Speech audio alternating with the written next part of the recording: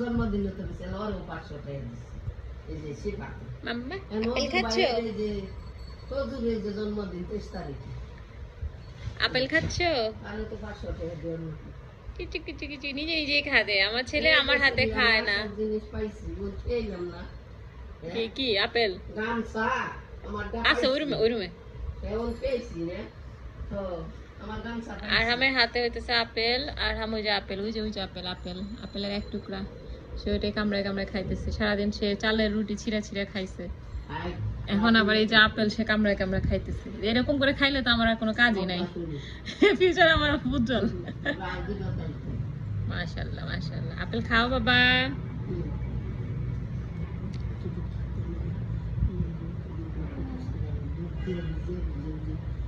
রুটি পাউরুটি